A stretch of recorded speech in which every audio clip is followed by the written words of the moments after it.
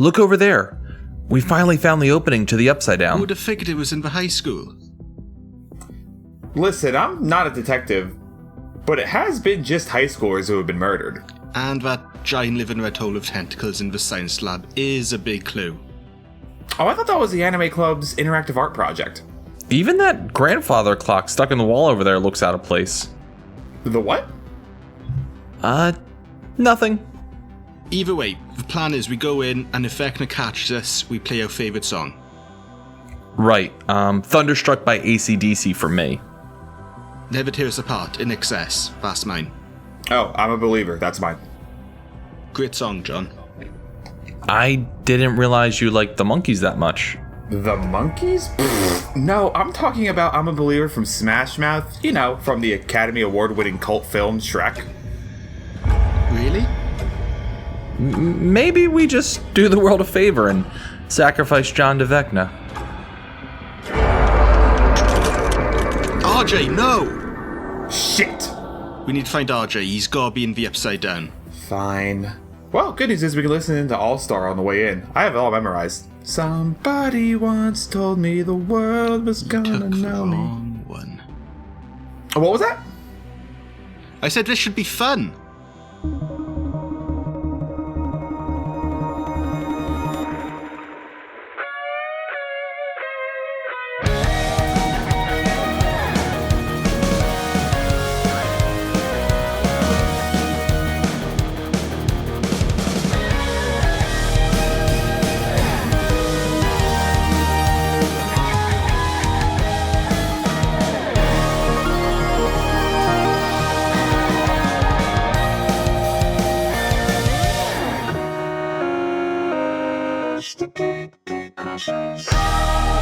Welcome to GateCrashers, a podcast dedicated to kicking open the door to your next favorite thing. Our mission, our creed, our code is this: to make all things more approachable and accessible to everyone. We want you to find a universe that you'll fall in love with. All right, welcome everyone to our... Wait, who are you? What's your name? I'm gonna start. I really am going to open the Upside Down and just drag you on with me. Okay. My name is RJ Durante. My pronouns are he, him, and I am one of the wonderful people working at GateCrashers. Now, who the hell are you two? I'm John Scott. I use he, him pronouns. Oh, we doing surnames as well, are we? I'm Ethan Chamberlain, and I also use he, him pronouns.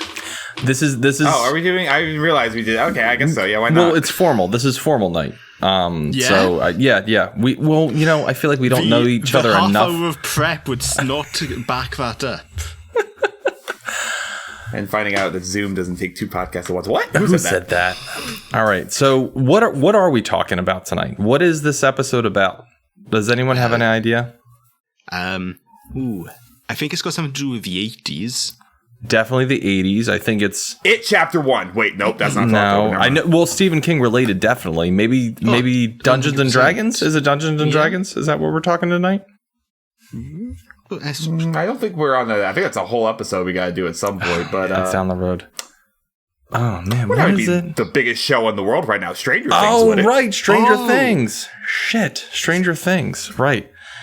Okay. Good show. It is a good solid show, as they would say in your country, Ethan. So it's series, not show. They don't do seasons, they do series. Oh, that's a whole thing. That's a whole thing right there. It is. That's a whole thing. It is. So Stranger Things, we are now on season 4. Stranger Things originally 4B. 4A, and we are transitioning to 4B. Because everything has to be split into 2 now. That's like the thing now, right? Yeah, I mean, Avengers did it. Mission Impossible's doing it. Hunger Games did it. You had to bring up Mission Impossible. You had to bring. We're sorry, Ethan. I forgot Ethan's We're here. sorry. Shit. We're sorry. Someday. I just want to see Tom Cruise jump off a cliff. Is that too much to ask for? Okay, you got Top Gun. Okay, that's it. And we're going completely left field here. Stranger Things. All right, important things to know. We should fully clarify first that this isn't a full-on proper Stranger Things episode. Correct. We just jumping into because we're so excited for season 4 part B. that we wanted to do a quick episode talking about where we think it's going to go, what Things we are thought going of in season the 4 next so 2 far. episodes and the final season. Absolutely. Real quick, I think the best way to start is the quickest recap of season 4. And Well, we should point out that Stranger Things is it's a science fiction television series that premiered on Netflix on July 15, 2016, created by the Duffer Brothers and executive produced by Sean Levy and Dan Cohen. Sean Levy you'll recognize as a director behind Free Guy, The Adam Project, and Night at the Museum. that was wonderful. That was great. That's like you had that already prepared. That's incredible. Fun fact, I literally came up with all of that on the top of my head. Really, John? Wow, I'm amazed. Oh man, we got to keep this kid around. He's doing pretty good. All right. So season 4 was 7 episodes. Correct me if I'm 7 or 8. 7. Yep. 7 episodes. And each episode averaged anywhere from an hour to an hour and 20 minutes, which is insane.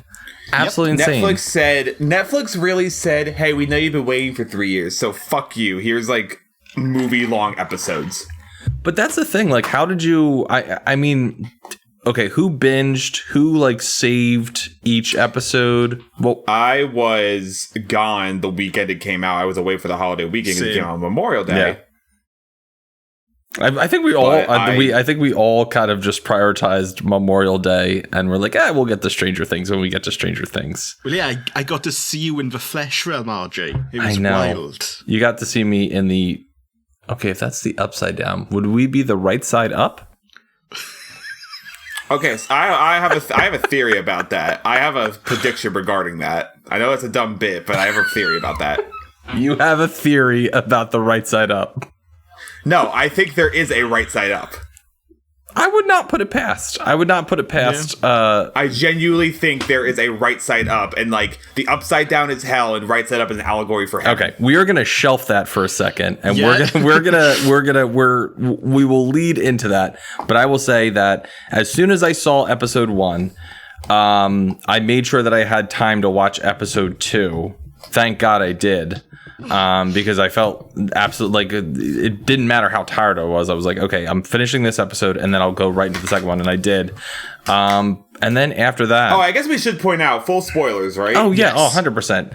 Listen, this is not our fault. You should have watched this already. You only get like in nowadays, you get what? Like a week after it drops? Like, is that the safety? Is that the safety zone? Maybe that. Yeah, we gave it like 3. Yes, we're being very generous right now. We really are. And you know, GateCrashers, you should have watched it already. That's a great slogan for it. GateCrashers, why are you listening to this? Episode. All right, so pretty much I finished in like 3 days. What about you guys? Once I did start, I only stopped to sleep. Oh wow, that's dedication. I would say it took me a week just because like I had stuff go. By the time the show came on, I work at a school and for kids with special needs, and at the end of the year, we do this big, elaborate, lavish production. So I had that taking up my time, so I didn't really get done until like a week after it came out. I feel like that's not a great excuse, but like we're gonna let it slide now. Yeah, and then we'll working and getting money is not a great excuse. How dare you? There's TV to be watched. I know. I don't have the time. While you guys were watching, was anything major spoiled via Twitter, Instagram, anything like that for you guys? No. Yeah, I did the same thing. I'm pretty sure I avoided everything. Like even if it was like an ad or something like that, I was like quickly like scrolling through everything just to make sure. I was very invested in making sure I went completely blind in this season. Yeah, and RJ and I are the ones who actually, I don't know if Ethan, if you did, but we rewatched. I rewatched season 3. Okay, so RJ is the one who came up with this. RJ and I rewatched it episode a night starting on May 2nd because we figured 25 episodes. Yeah. Jeez. We time it right to when season 4 came out. Which was tough, I will say, because I definitely some episodes do not hold up. I don't even know if it's hold up. It's just 2. like if you season 2. But if you're not completely invested, and also my problem is once I've seen a season of something and I kind of know the conclusion of it, I am like quickly being like, okay, I don't have time for this shit. Like, you know, let's go. Like speed up here. I think I watched a couple episodes on like maybe 2 times speed or 4 times speed or. But yeah, no, that it was insane to do that. I would not recommend anyone doing that. It's just so much easier to see. There's wonderful recaps on YouTube and stuff like that. But if you have the time, I think season 1 was still like, I think it held up the best. So that was like the most enjoyable one to watch, but it was good because definitely season 4 there are absolute callbacks, you know, praise our Lord's stuff for brothers. There are definite callbacks in season 4 to like season 1, 2, and 3. Shout out to Justice for Bob coming back round. Yeah, I saw that. That's the wildest thing.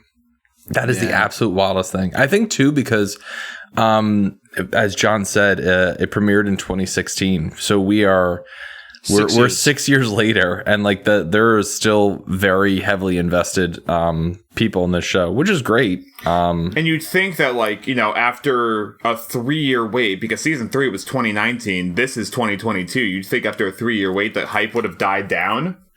No. Nah, No. I feel like it's.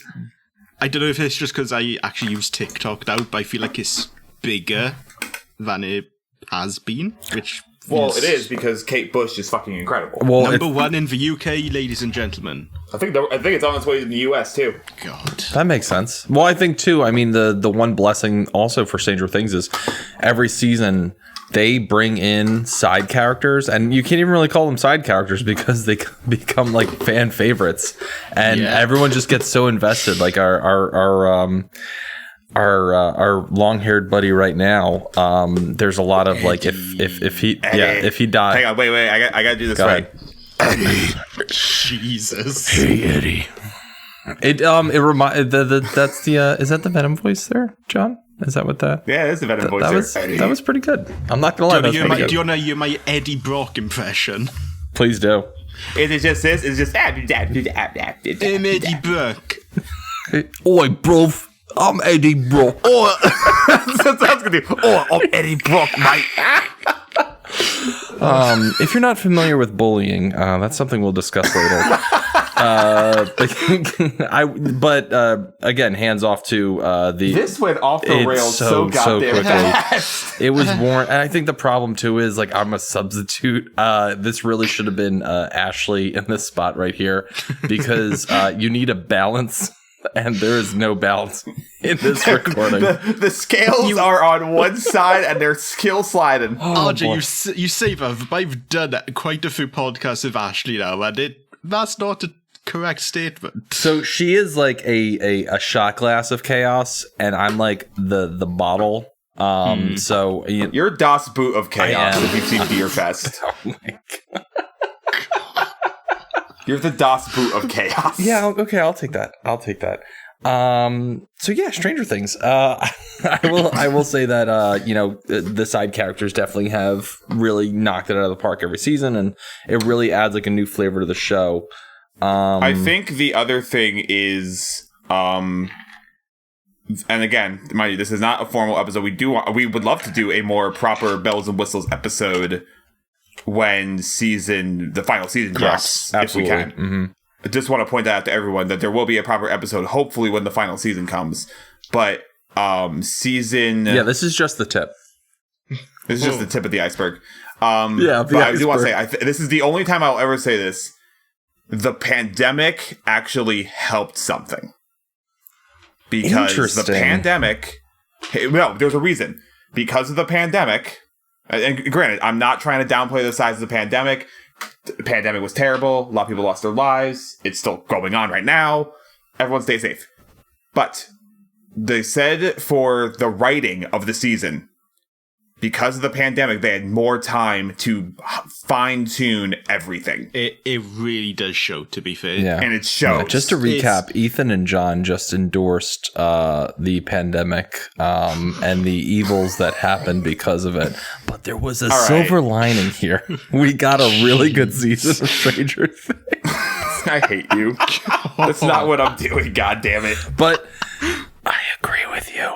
Yeah, no, I do. I actually do agree with you. I think the thing too is, and I don't know if either of you are familiar, when the Duffers approached way back when, and after they had to change the title and everything like that, they have all 5 seasons laid out. They had to have everything kind of like all their ducks in a row, aside from certain characters who survived simply because of how likable they were, Steve Harrington. But otherwise, they had everything figured out. I will say they did see how there has been certain seasons that were lackluster, for lack of a better word. Who said that? But yeah, no, I think a lot of times you kind of, when you have more time to work on something, you like pour a little more of yourself into it. And I definitely see that this season, they knocked it out of the park. Like, I don't know how else to say it. They did a phenomenal job. Honestly, like, I was thinking to myself, like, this is like either right now my favorite season, or it is going to be like a 3-way tie with this 1 and 3. Mm-hmm. Now, my question is for Mr. Ethan over there. Mm-hmm. Do you have a full size poster of Eddie, or is it just like something that you like a pocket? Like, do you put it in your wallet or whatever you guys carry over there? Well, don't you know he is British? So in real life. So it's one of Ethan's fellow countrymen. And we know that island is small. Is he a neighbor? Does he live in the same court? Do you guys go grab a pint down at the local pub every? Maybe a banger and some mash. Yes to this podcast. Cup of tea. So season 4. John, do you want Bobby Brown's 5 Doors Down? Do you want to recap season 4 for us, or give us what you think were the big hits? Well, I mean, running up that hill. That was a huge hit. That was a massive hit. That was a banger. But like, no, I'm like dead serious. Give Sadie Sink an award, like the Emmy, right now. You cowards. Yeah, no, I actually agree. I think she has done a terrific job. Because your fear every season is that one of these kids is going to get a lackluster part or script. Not looking at you, Will. It's gonna be like, hey, wait, one of them is getting a lackluster script or part. And here's the thing, and I mean, we're definitely going to talk about this. When you separate into little groups, I feel every single season there is a group that shines or outshines everybody else. And you're like, I really want to know what happens to them. And then the other ones, you're like, whatever happens, I guess it happens. Like, it is what it is. So we have this amazing group with Max, Lucas, Dustin, Steve, Robin, Nance. Like that core there. The best characters. It's. I don't know who said this is a good idea to give them this much role, and then running along with Eddie, the brothers Duff, the brothers Duff, Sir Duffs, and then you've got that weird Mike, and then Will, and now his brother's like a which I don't know if it's gonna get resolved in this season. But Mike, what the fuck are you doing? Well, we already know. Like, what the fuck are you doing? Already know. He needs to say "I love you." That's the real conundrum right there. It's the power of love. It's Huey Lewis in the news. It's the power of love. God, that's what this season is. If we get a Huey Lewis needle drop, I will leap out of my seat. What'd you say? If we get a Huey Lewis needle drop, that's the power of love. If that starts so rocking happy in the last episode, I will FaceTime you immediately. And that's 100%. Are we going to watch them all? Are we doing a watch party? Oh, yeah, we're doing a watch party. We're watching it all together. Absolutely right. Damn right we are. Mm-hmm. Screw work be damned. Work absolutely be damned. Okay, for reals. Okay, we gotta focus. We've said this multiple times. We gotta focus. We have to focus. Season 4. Ethan, what was your? Because obviously a recap has gone by the wayside. The most important moment to you, season 4. most important moment. Yes, most important moment. Is finding out the truth about Vecna in the finale. Yeah. That is this arguably the most important moment to the lore in the entire show. Mm-hmm. I'd argue. Yeah. But yeah, the cross-cutting between 11 finding out and Nancy. It was Nancy finding out, wasn't it? Yes. Which, props to them for So, having to be Nancy. I have a question about that. Did any of you have an inkling of what was coming with who Vecna was or who that orderly was? I'd figured the Jamie Campbell Bower was one. I did not see him being Vecna come in. So I didn't either. I will Nor did I see him being drag Creel's. Ashley into this room. I called that he was Vecna, and I called that he was one, but I had no goddamn idea that he was Victor Creel's son. I had no idea whatsoever because time was too confusing for me trying to figure out the timeline of everything. You would think it was Victor Creel scenes were like the 1950s and we were in like today, weren't you? Exactly. I was counting like backwards from 2022. I was like, this doesn't make sense. Who wrote this?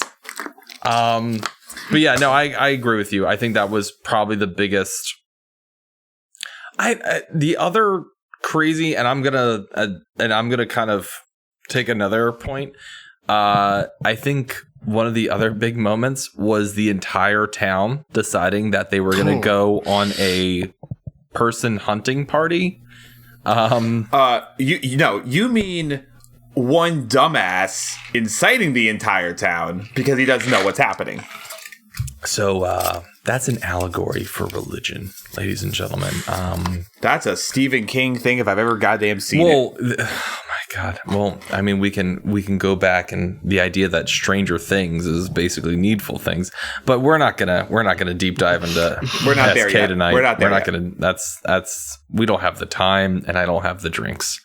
So yeah, no, I think right now in season 4. Everything really has gone to hell. You have an entire town who is ready to murder Eddie on site.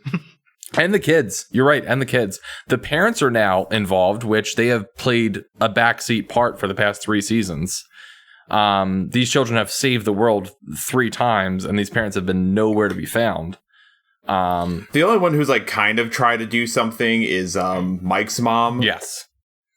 Well, she was also trying to bang Max's brother, but that's a you mean she was trying to go Power Rangers? Yes, I agree.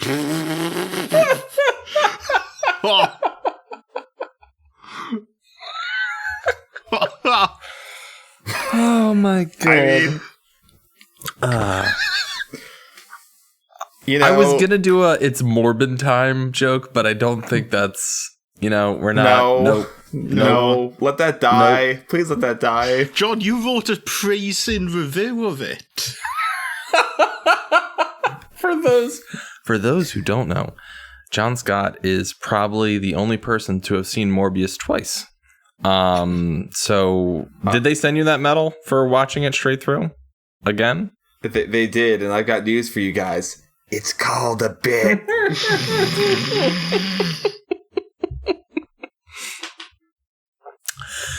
Okay, so when she was not riding the Red Ranger.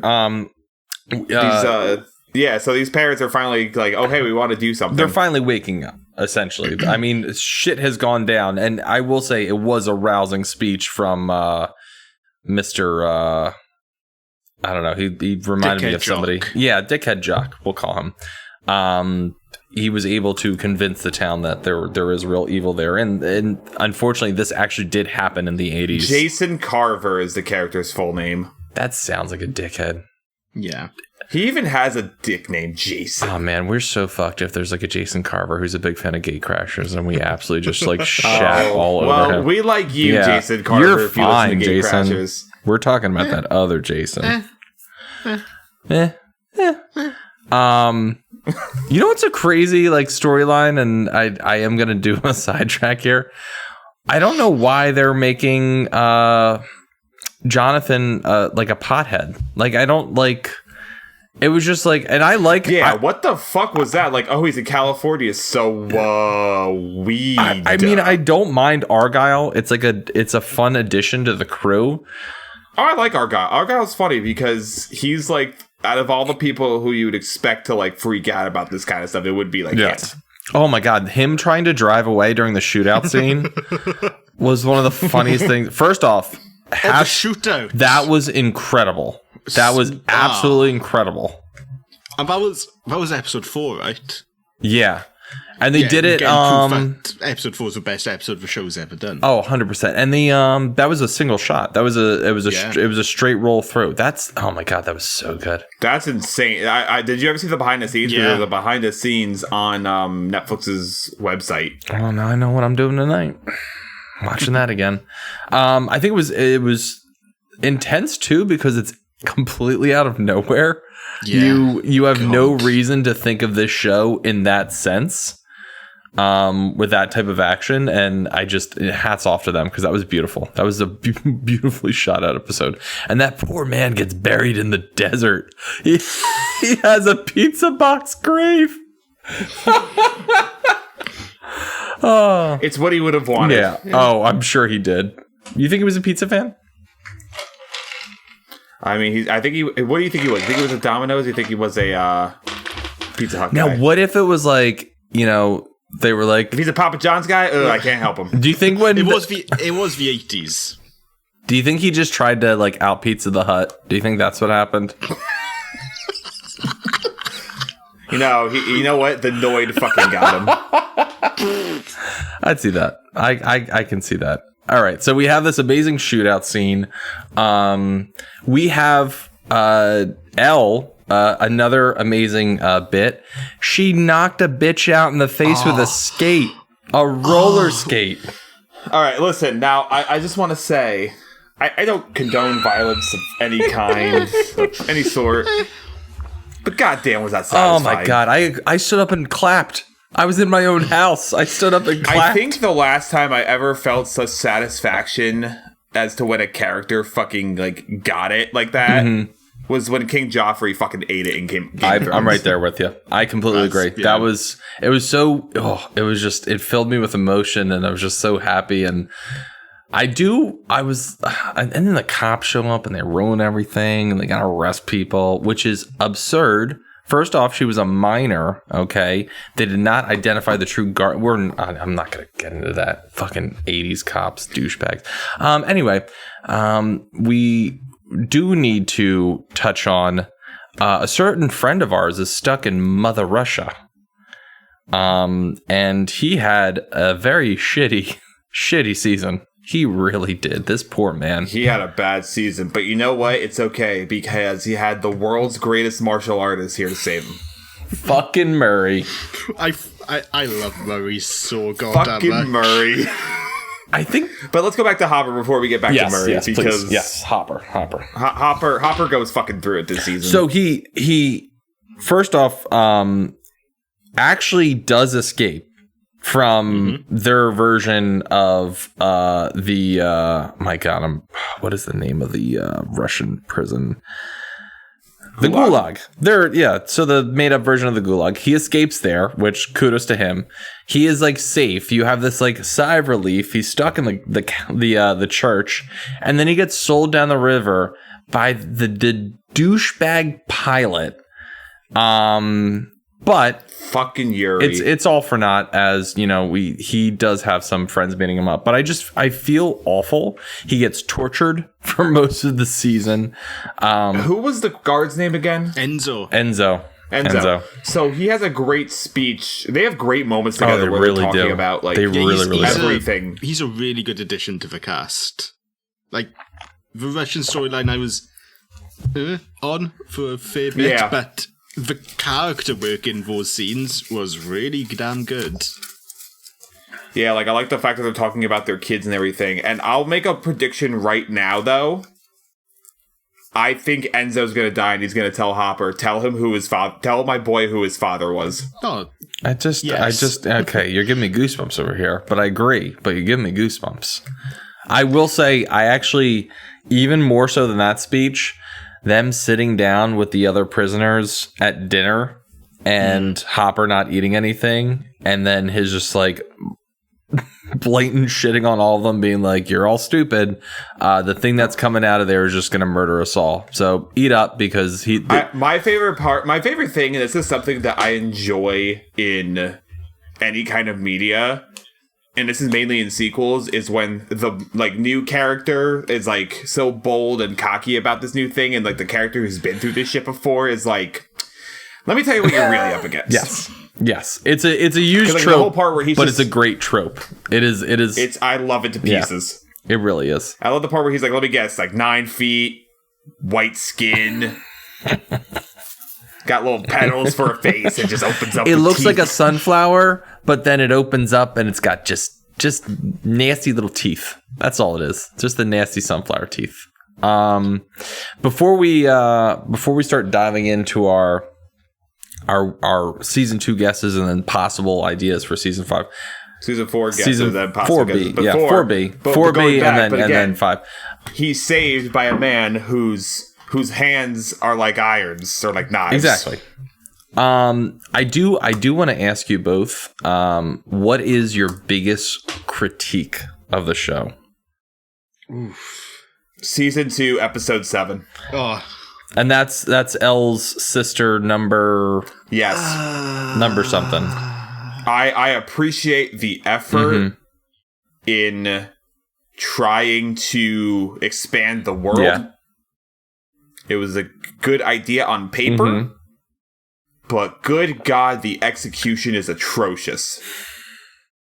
I do agree. I very much so agree. And then the other thing I guess it would be I don't know, it's hard because like I really love the show. I mean, I know everyone thinks there's a bit reliance on 80s culture here and like maybe surface level stuff, but I don't think it's too bad. I think it all is a service to the story. Yeah.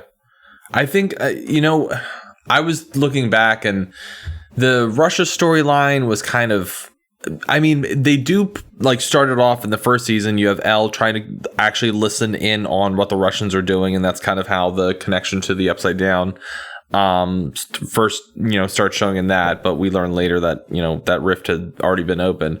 But like that whole the mall being on top of like a secret base and all that stuff, that was a little. And I know we're talking about a TV show that has demogorgons and mind flayers and stuff. That was a little kind of out there for me. I did enjoy the Terminator-esque character of season 3, who basically was just. Oh, I didn't like him. I was just like, oh, this dude's just some. I was like, they literally got a man who looks like Arnold Schwarzenegger. It was just, that's all it was. It was a call out to Arnold. But that storyline did give us Alexei. It did. I will concede there. I will concede. Yeah. Poor Lexi. I think what I didn't like, besides what I mentioned in season 2 as a whole is just very hard to get through. But I think with this season, I think the California storyline had moments. Yeah. But I think a lot of dumb character choices were made. And also, like, I felt I get why they needed to go, but like them going to Susie's was something. Like, I don't know how I feel about that. That was such a weird. It was a weird thing. Like, it was weird that like Will was singing "Turn Around, Look at What You See." I'm like, wait, you weren't there when that happened. Oh, you're right. No, you had to hear about it later. No, wasn't he in the car? Was he at that point? He might. Was he in the car with Mike? No, I thought he was back at the mall with Mike. Oh, I can't remember. No, because didn't they escape in the car at one point? Well, they were going to, but then the car got like thrown by the Demogorgon or by the Mind Flayer.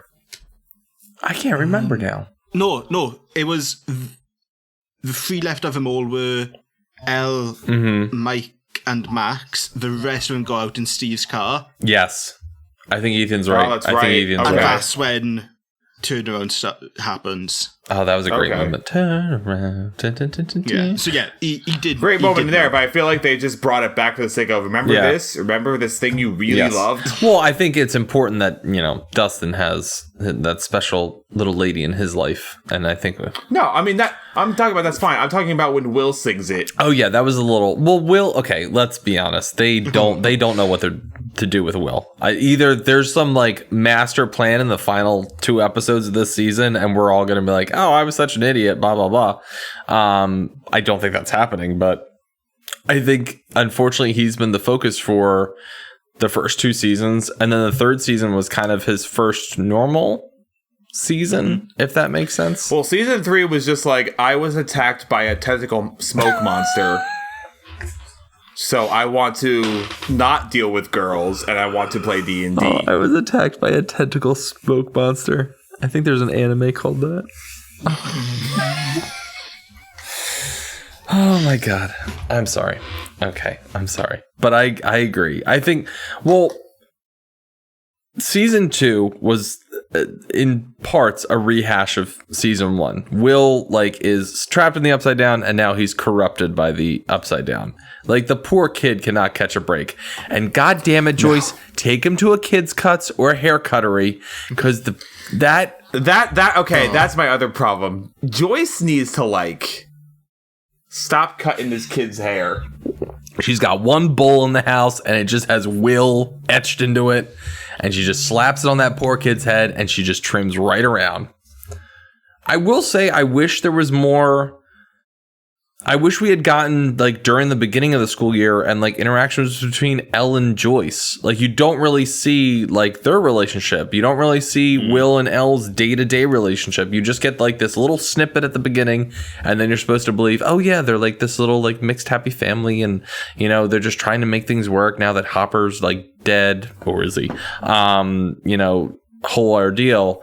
And then it's oh yeah, and Jonathan's a pothead now, and his best friend is a stoner who, delivers pizzas, and he's got trouble with Nancy. Also, does he go to community college woodworking class? I don't... Do you know what I'm talking about? There was a scene where he's just the back and forth of why Nancy's upset and why Jonathan's upset. I know exactly what you're talking about. I'm trying to visualize it right now. Yeah, him and Argyle are talking, and he's at somewhere. He's I think you're right. I think he's at a wood shop or something like that. I'm you graduated. He doesn't know that. He's too high.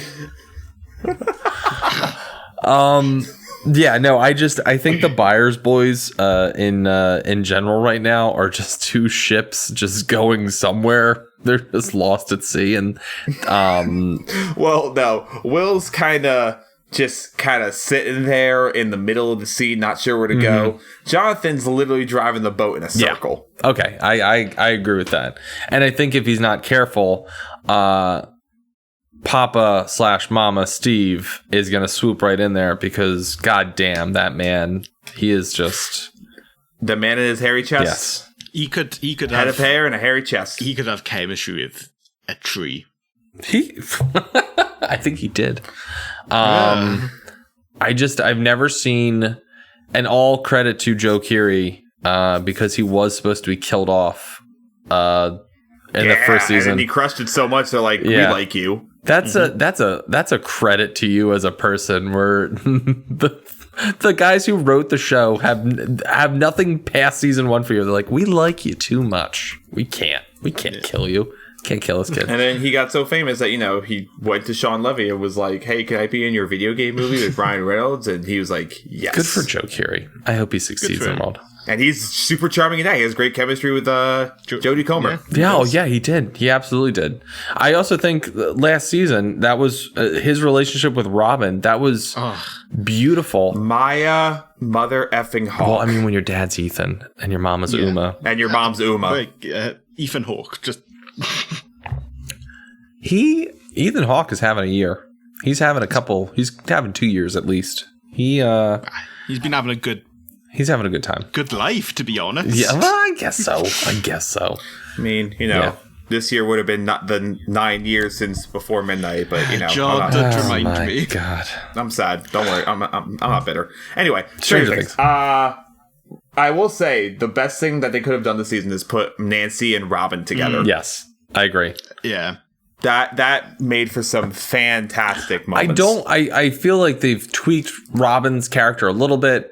She was so much more certain about things and steadfast, but I don't know if it's the fact that she, like, her interactions with the Upside Down were very limited last season, and basically she was more so involved in uncovering a Russian plot, which is very steeped in reality. We're talking Cold War times. Yeah, she seemed more of like the aloof, cool, like quirky one. Now she's just quirky. Well, now she's dealing with like real straight up horror level shit. Like, you know, people are being like drug into the air and like their bones being snapped. People are learning what the pop, lock, and drop it dance is.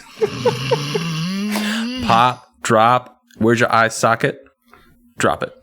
Pop, lock, and drop it. Pop, lock, and drop it. Yeah, that Also, if their relationship, Robin and Nancy's, is a delight. You know, they're all learning Rice Krispies as their favorite cereal. God. If we talked about those two, can we mention about when they go to the asylum and we straight up get Silence of the Lambs? Oh, 100%. Absolutely. I was waiting for like the fact that Robert Englund didn't like actually get up. AKA the best goddamn guest star they could have ever gotten. Well, the entire season is Nightmare on Elm Street. Like that's you know, we can't just mosey on past that. That's what it is. I'm pretty sure. Son of Freddy, primetime bitch. I was waiting for him to be like, "Welcome to my nightmare," like, you know, something like that. I guess Vecna does that voice a little bit, maybe a little influence there. Vecna's just like Chrissy, Eddie. I'm waiting for Dan to talk about the Nightmare influence. I wish we could zoom him in because he could talk for 2 hours about Nightmare on Elm Street. But anyway, I want to also we've talked a little about the romances on the show. The villains. So we've had a Demogorgon, we've had Demodogs, we've had the Mind Flayer, and now we have Vecna. Where is Vecna falling on this list right now? I have him. He's S tier. He's up there. He's pretty high. I would dare say he's getting to the top. Yeah, he is running to the top of that hill. Well, I think it's crazy too because like we've now established at least that like everything's connected. Like the Upside Down is a living, breathing like entity. Like everything, and we're still trying to obviously figure out, and we will hopefully figure it out. Like, is Vecna the controller of everything? Are we still talking Mind Flayer here somewhere in the background? What is the overarching, like, who's at the top of the castle? Who is the last boss that needs to be beat? Based on what we see in those last minutes of the episode 7, I got the impression that the Upside Down, as we see it now, did not come into existence until Jamie Campbell Bower was transported into that realm. Huh.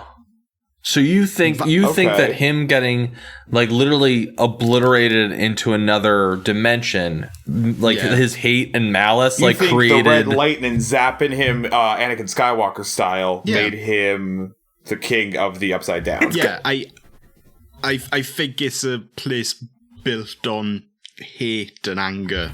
It's very Lord of the Rings. It's very like Sauron pouring like all like his like just his evil, the entity of evil into the ring, and like I like that idea. That's a good. I like that, Ethan. That was like that's what I took from what was shown.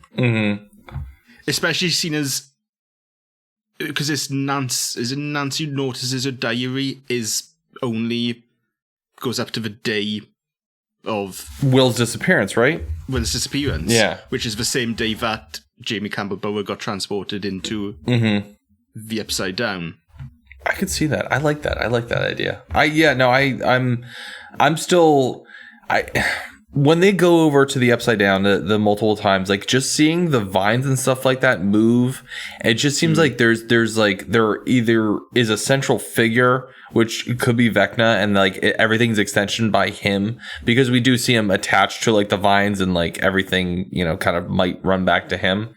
But we're also still trying to figure out the end game. Is the end game just opening as many portals as possible and eventually swallowing? Like, can the Upside Down exist? If there is no right side up, as we've now named it, you know, I don't know. I feel like there has to be like some kind of like just like yin to the yang. You literally took the words out of my mouth. You can have them.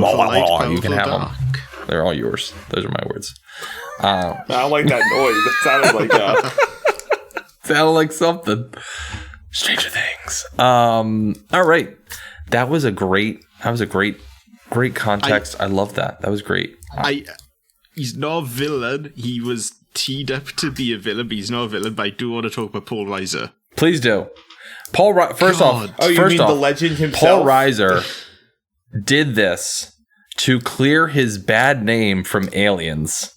All right. Yeah. This is his redo. All right. He was one of the most hated people in 1985 or 6 when Aliens came out, because of Aliens was 86. some bullshit he did that we're not going to cover here. But yeah, no, Paul Reiser, who was... But that's another part of what I love about his character, is it plays on that knowledge. We all know he's a dickbag in Aliens. Mm-hmm. So that's one of the highlights of season 2 for me, is his character and how it just plays that thing of, I don't want to trust you. Yeah, the entire time you're like, when is he gonna fuck them? Like, what's he doing? Is he actually like there to help? No, I completely agree. And it's still there now, because he's working with, I can't remember the characters in Matthew Modine, but he's still apprehensive about the course of action he's taken.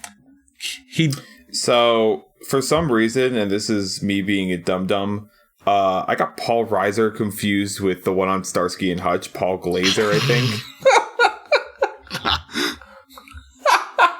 So this whole time I forgot that he was in fucking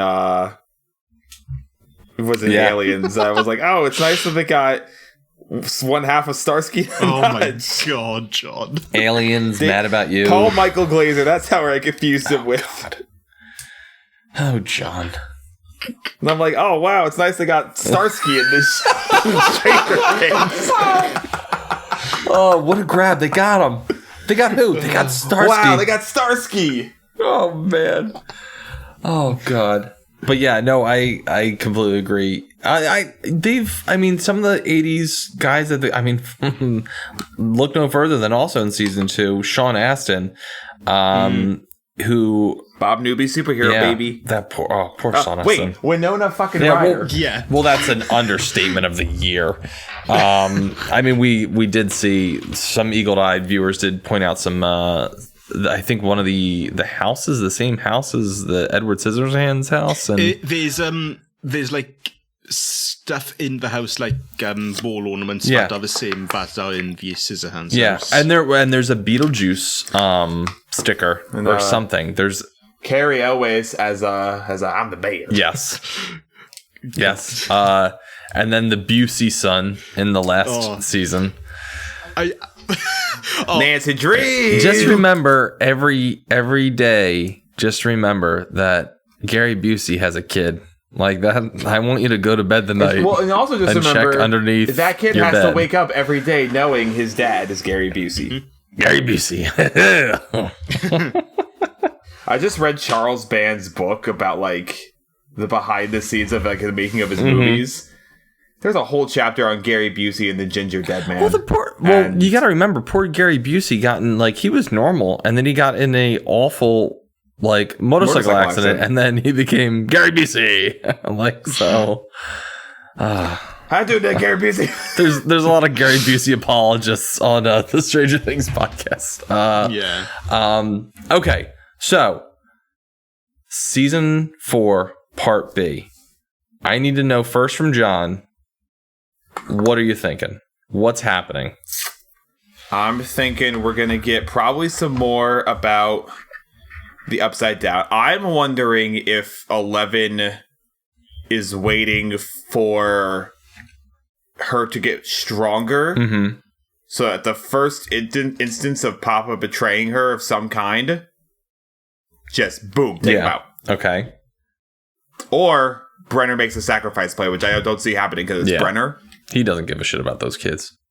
No. He said, fuck them As kids. Michael Jordan once said, fuck them kids. So I think that's happening. I do think someone's dying. Yeah. Mm-hmm. I don't want it to be one of our main trio. Mm-hmm. In fact, I hope it's not that. It would be Enzo, maybe Murray. Poor Murray. Or if I had to pick one of our main kids, like I don't want to say Steve Harrington, but I don't think it'll be Steve Harrington. I don't think it'd be Max now. Yeah. No. It can't be. But like maybe Will. I think maybe like someone in the California crew might die too, I think. They could kill Jonathan. Yeah. He just turns into weed smoke and flies the last away. 10 minutes is like an anti-drug campaign, and then we're all like, "Oh, it makes sense." It's Paul Rubens coming out in his Pee Wee Herman's costume. This crack. You didn't say the magic word. God. Okay, now I want Pee Wee Herman in this goddamn show. Who do you think the big bad is, John? Of season 4, volume 2. Yeah. Well, it might be Pee Wee Herman. Yeah. Who knows? Just keep him away from a movie theater. But yeah. An adult movie theater, mind you. Oh no, he was watching Shrek. It's a little early. Anyway, big bad. It's still gonna be Vecna, but like I do think Vecna is pulling the big strings. Mm-hmm. I think he's gonna start stepping up his game now that he knows 11's on his trail. I think 11 has a lot more to the story than we let on. Absolutely. I mean, she has to. What about you, Ethan? I'm curious to see. So I'm just trying to think where exactly we left off. So Nancy had been taken under Vecna's spell, which leads us to, I think it's all our favourite shot from the trailer. Yeah.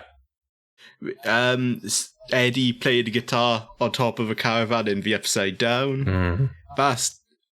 That's gotta be him trying to wake Nancy up, right? 100%. And we're still unsure what song too. I'm very curious to see which. Yeah, well, there's also then, to get really into the theories, Robin was looking through all of Nancy's stuff earlier in the season, so she should know. She should. So I'm curious to see like whether if like if Eddie has to play, well, again, we'll see what happens. Yeah. But who do you think is gonna die this season? Like I've said Jonathan already because, but not counting Jonathan. Do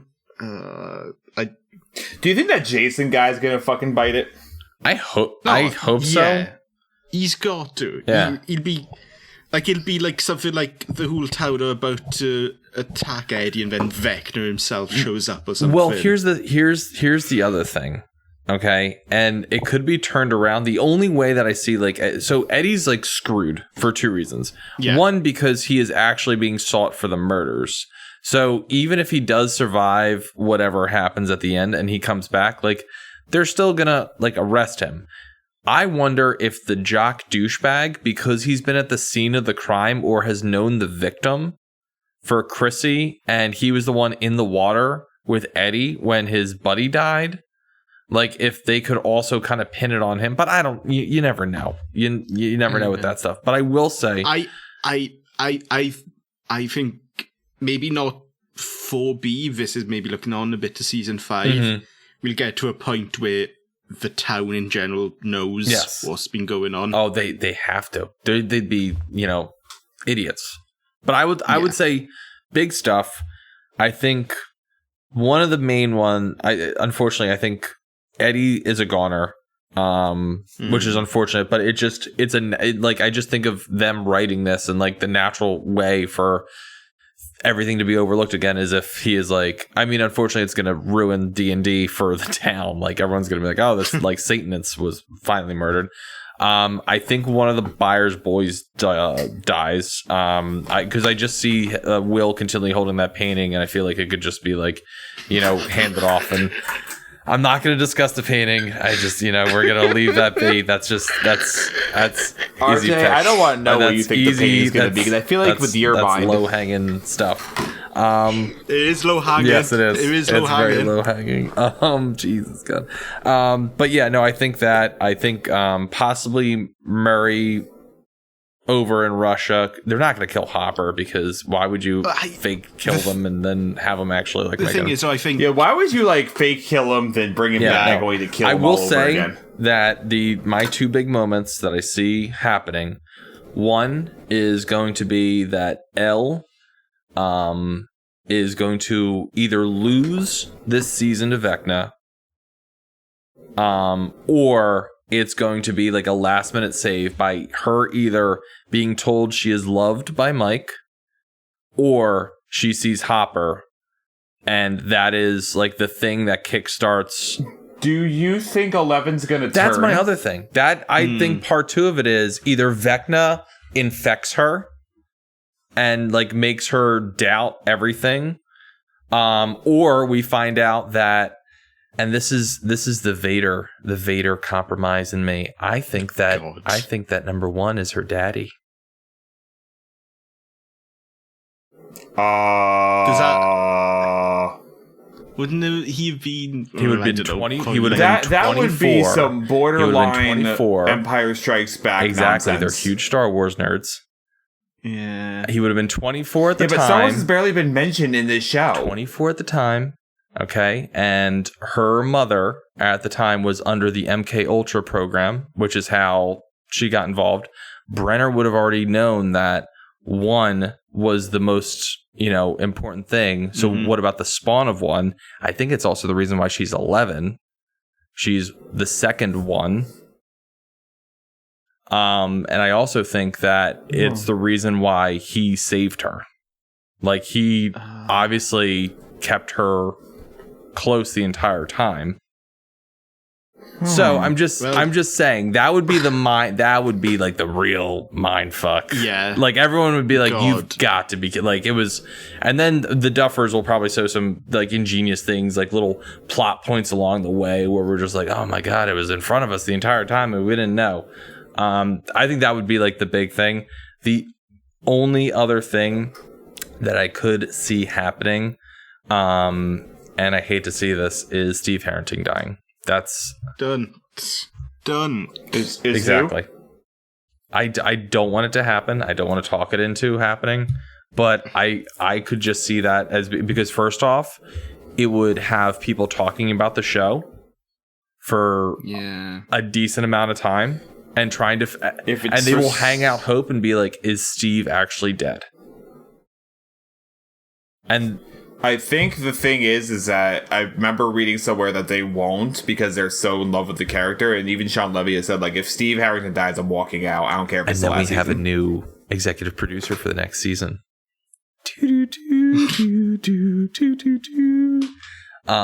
Yeah, I hope it doesn't happen, and I think there's a lot of stuff that could in between. I do think it's nuts that we're getting a 2 hour and 10-minute episode. 2 hours, 2 hours and 20 minutes. Holy shit. I mean, that's great because there's so much stuff that needs to be like tied up.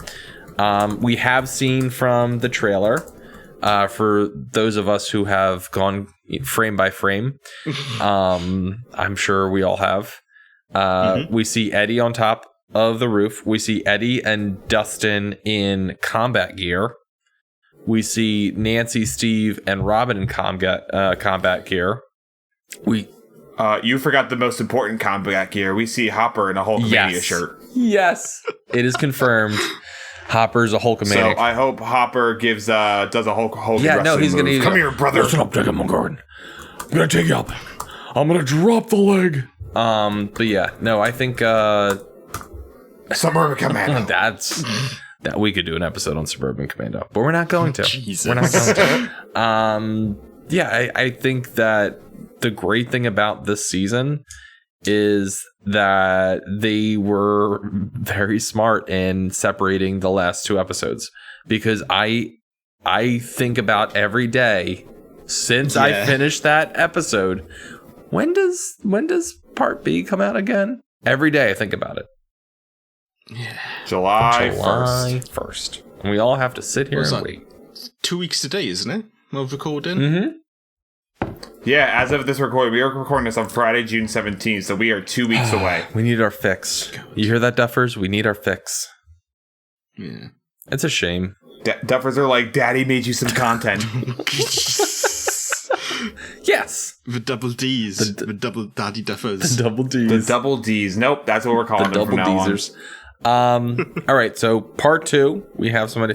So even further down the road, all right, further down the road, what is your what ifs for season 5? Something new, or maybe side characters you want to see brought in, guests. So I think we are going to get, because I heard them talk about there might be a time jump. I think we are getting that time jump. That would be perfect. Yeah. It would make sense. I mean, the kids aren't getting younger. If they can't go backwards. I hope they don't do an It Part 2 where they completely recast like adults. No. I don't think they will. That would be show ruining. That would be nuts. That would be absolutely nuts.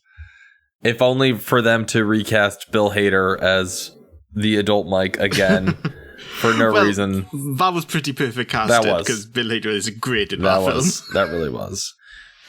Yeah, I don't think they're going to pull a It Part 2 and bring like Jessica Chastain or Natalie Portman as adult 11. Rebecca Ferguson. They could get Gillian Jacobs as adult Max. Like Fear Street. I mean, they already did it once before. Yeah. Oh, Fear Street. War films. Now, John, I had steamrolled trilogy. through. You were talking about heaven earlier and the right side up and the upside down. I do want to revisit that. I have held on to this for a while. Like even more so when they were talking about what created the upside down. Because like Dustin was even talking like, how is the upside down created? What is it, kind of thing? And I'm like, well, if there's an upside down, shouldn't there be an inverse of that, a yin to a yang kind of thing?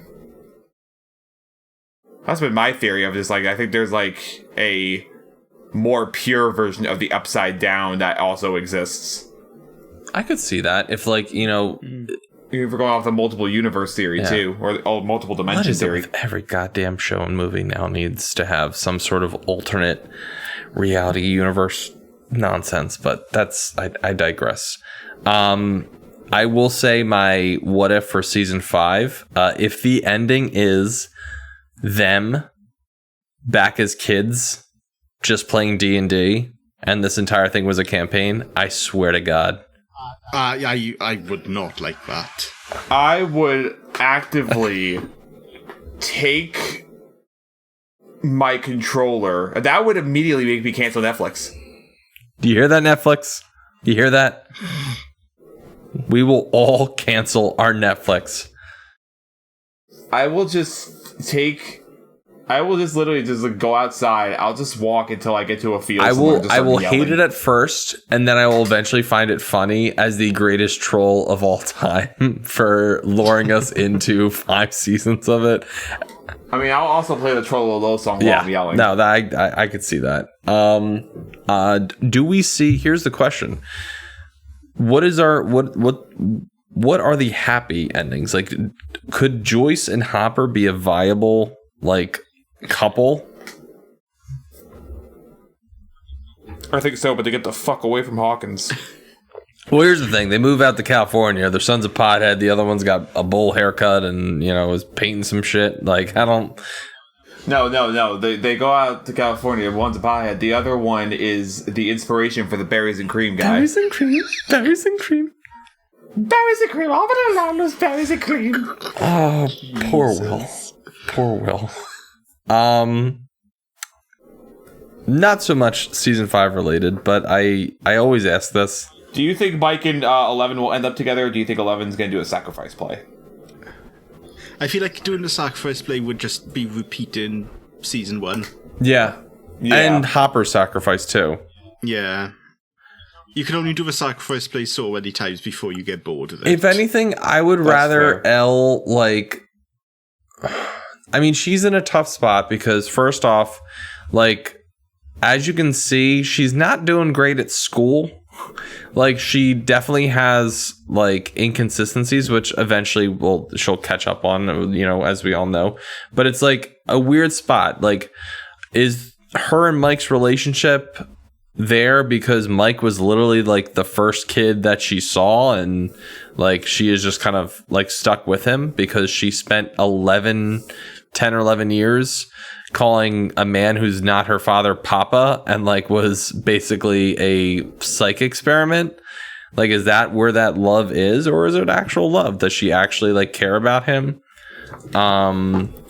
Well, I feel like she does, but it's just like he's not doing it back, and she has all these letters. But I mean, even more so than that, like, I'm trying to figure out a nice way to put. I don't see them as like a true couple simply because it is just very young love, and I think Mike is he's like any other kid his age, and I think that Elle kind of takes it obviously a lot more seriously than he does.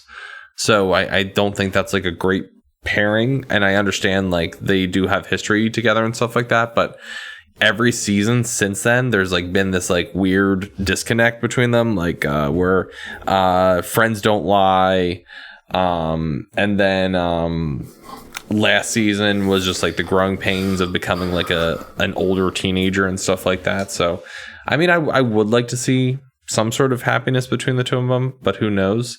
So far the most solid relationship is Dustin and Susie, because and that's long distance as well. Well, hold on.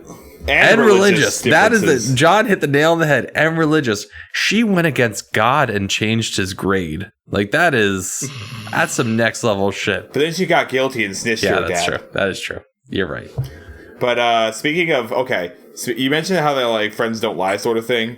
So, little side note, I went to the Stranger Things experience in Brooklyn, New York. I did a whole TikTok on the GateCrasher TikTok. Go watch it. But there's a part in the show where, like, you know, you save the day, whatever, and they're like, and they keep referring to as like, we're all friends now, and I'm like, is Friends just the Stranger Things equivalent of family from the Fast and Furious movies? Because that's what it seems like. We're not acquaintances. We're friends. No, literally, they're like, we're friends now. Or throughout the whole, like, experience, they're like, we're I don't friends got now. people I know. Friends I've don't got lie. friends. We're friends. Our friends can help us. And I'm like, yeah, we're just family. This is like literally the family equivalent. I do agree with that. Outside of season 5, I got my question also to you guys is, who has been your favorite character in the show? Steve Harrington. Ethan. Steve, I feel like each season has introduced a character I've latched on to. So season 1, it was Steve. Season 2, it was Max. Yeah. Season 3, it was Robin, and season 4, it was Eddie. Yeah. I think my mainstay has been Hopper this entire time.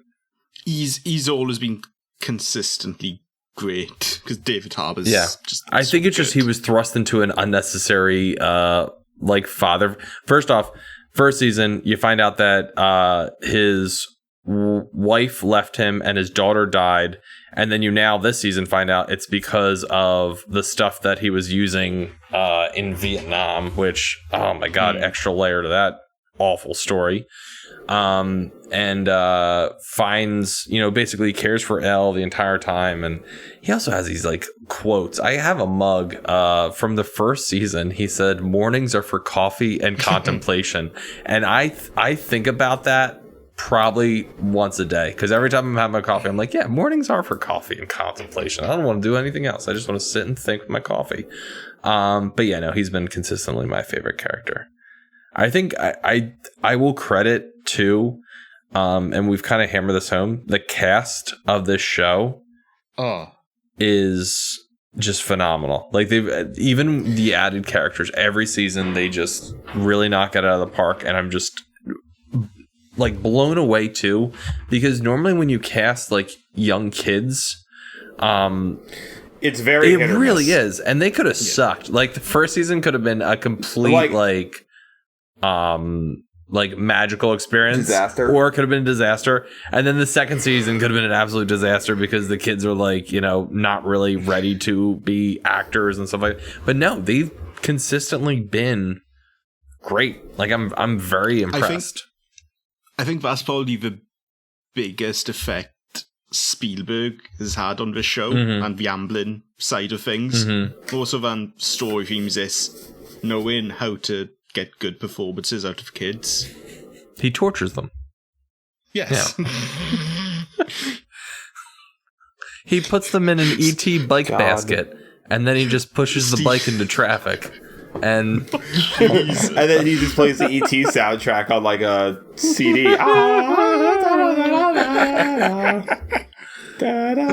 GateCrashers does not endorse the theory that Steven Spielberg abuses children. We do not endorse that.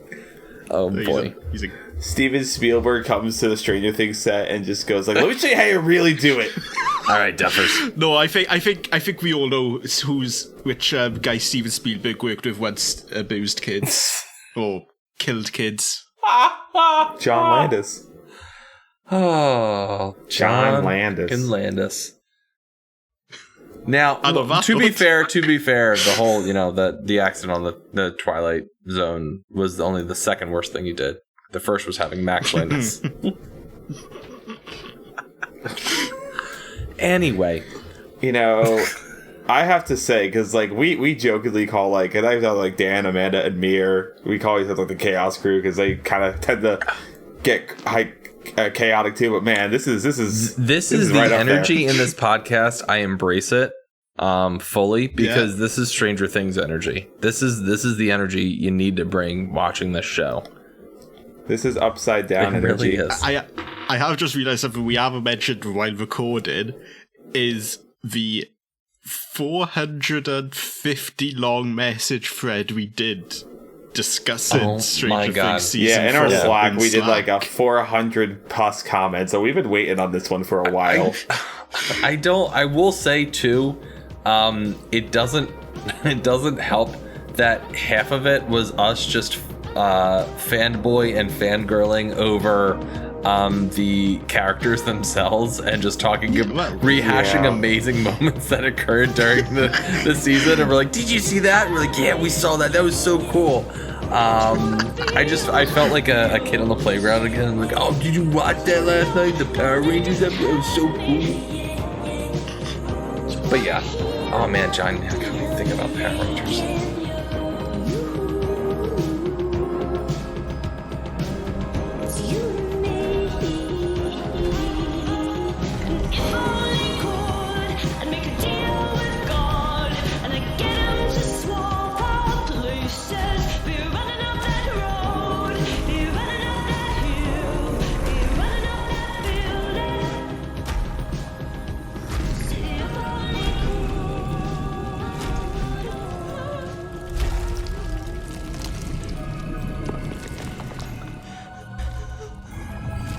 Don't cry. It's time for your suffering.